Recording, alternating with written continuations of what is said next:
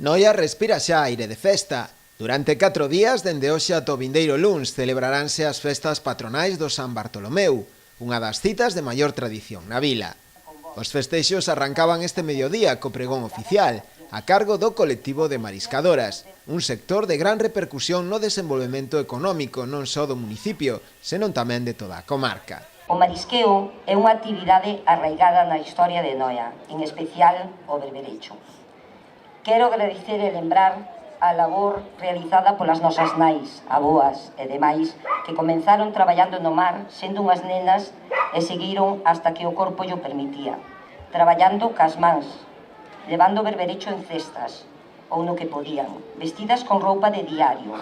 Eran tempos difíciles, moi difíciles. Este é un sector fundamental para a nosa vila, por tanto, estamoslle agradecidos e sentímonos honrados de ter tomado a decisión de que fose Marisol Amado en representación das mariscadoras noiesas quen hoxe se dirixixe a vos neste pregón. Un dos pratos fortes do cartel é o concerto de Mago de Oz, previsto para esta noite. Un concerto, ademais, que terá un carácter solidario a favor de Cáritas e da Cruz Vermella. Os que asistan deberán retirar unha rifa donativo. Pero esta actuación musical non será a única. Mañá sábado na Alameda celebrarase un gran concerto con 3 artistas moi eurovisivas: Rosa de España, Lucía López e Eleni Foureira. Xa o domingo, na Praza do Tapal actuarán Leilía e Noite de Berros.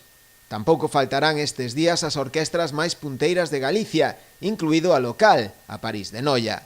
Outra das citas importantes na xornada dominical será a Festa da Empanada.